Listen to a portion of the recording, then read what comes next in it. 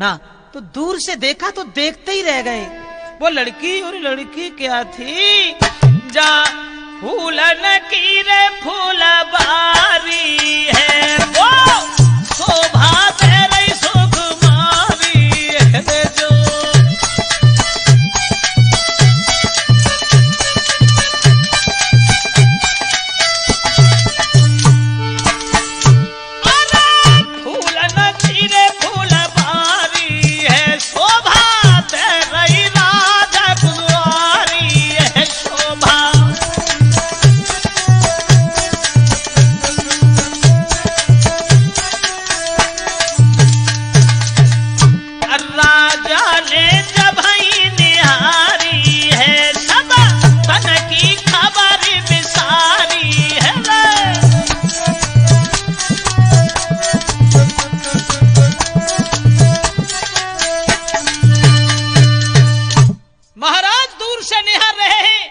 सुंदर राज दुलारी जहां फुलबारी के बीच में बैठी हुई नजर आई, दूर से देखते रहे, खड़े रहे।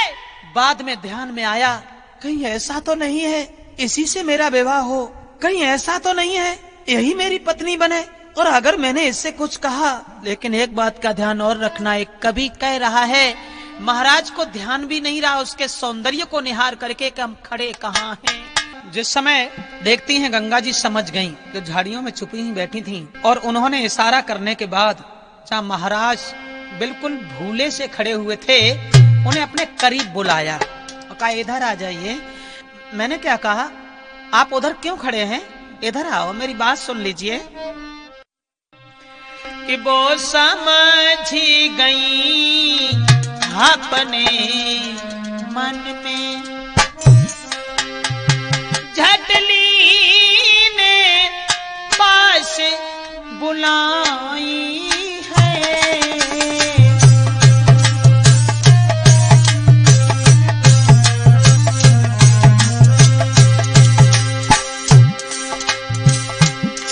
वो समझ गई अपने मन में जी, वो समझ गई अपने मन में, झटली ने पास बुलाई है।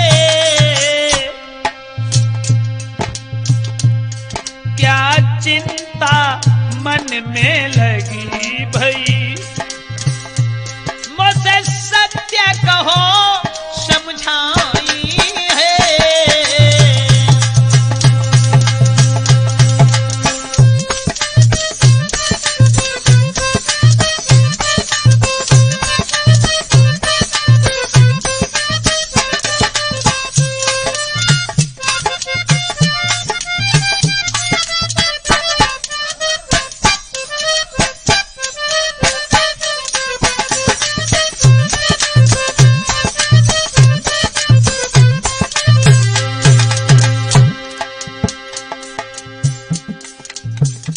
महाराज को अपने करीब बुलाया और जवाब दिया, आप यहाँ बैठे, कहिए।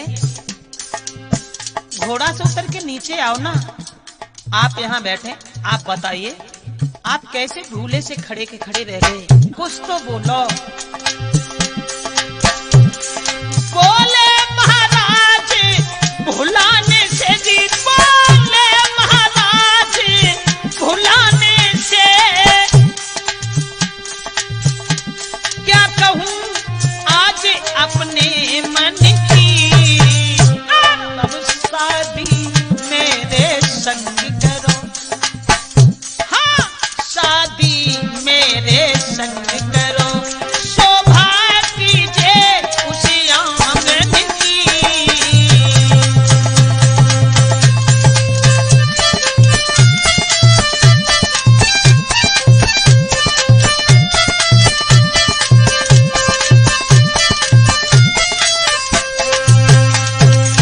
जिस समय गंगा ने अपने करीब बुलाया और जवाब दिया, इधर आ जाइए, कहिए क्या बात है, आप कैसे खड़े के खड़े रह गए। शांतनु घोड़ा से उतर के नीचे आए और जवाब दिया, हे देवी माफ करना, तुम्हें निहार करके हम सब कुछ भूल गए और हम तुमसे प्यार की भीख मांगते हैं, तुम मुझसे गंधर्व विवाह कर लो। किसे कहते हैं गंधर्व विवाह, गंधर्व विवाह कहते हैं, जिसे आजकल कहते हैं लव मैरिज।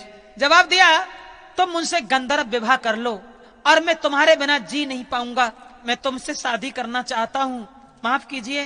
बोले हैं महाराज प्रतीक के पुत्र शांतनु कि मेरे संग में मेरे घर में तुम रहो, ये सीख हमारी है।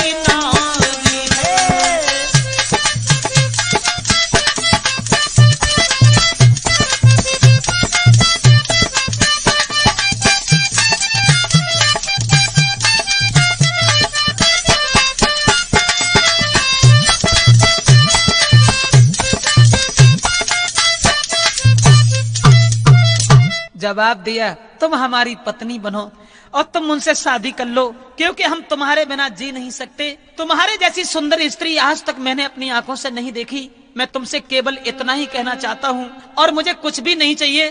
तुम विवाह कर लो मुझसे और मेरे साथ रहो।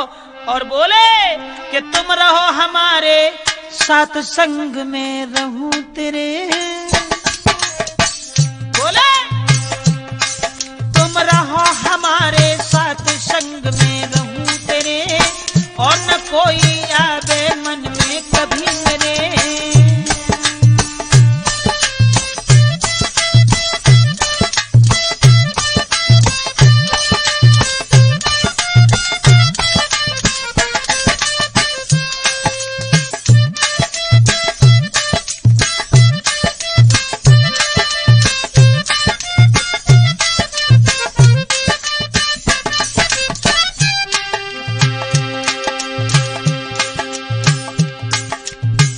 जवाब दिया, आप हमारे साथ रहें और हमें कुछ भी नहीं चाहिए, कुछ भी नहीं चाहिए।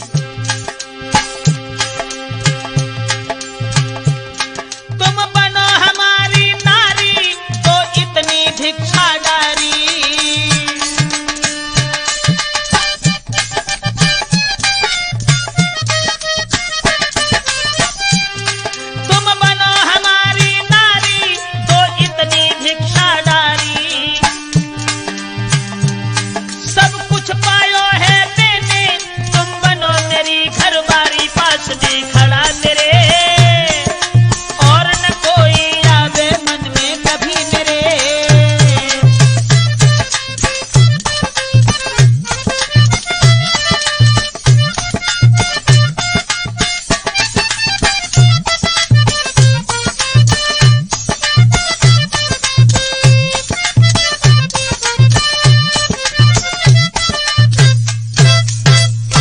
जवाब दिया, तुम मुझसे शादी कर लो, मैं तुम्हारे बिना जी नहीं पाऊंगा, मैं तुम्हारे बिना रह नहीं पाऊंगा और हमें कुछ भी नहीं चाहिए, केवल आप हमसे विवाह कर लीजिए और आपकी जो इच्छा होगी हम उसकी पूर्ति करेंगे और जीवन भर पत्नी व्रत धारण करेंगे। आप मुझसे विवाह कर लीजिए। वो लड़की कहने लगी, सुनो महाराज प्रतीक के पुत्र शांतनु, शादी तो हम कर लेंगे लेकिन शादी ऐसे नहीं करेंगे। कैसे होगी? एक मेरी शर्त है। क्या शर्त है? तो गंगा जी बोली हैं, सुनो। अरे मैं शादी को तैयार, शर्त ये क्या लगा हमारी है। देवती ने वचन महाराज, वचन में नारी तुम्हारी है। गंगा जी ने उत्तर दिया है, सुनो हम तुमसे शादी करने के लिए तैयार हैं, लेकिन हम जो भी करेंगे उसमें तुम कभी मना नहीं करोगे। हम अच्छा करें चाहे बुरा करें, हम किसी को मारें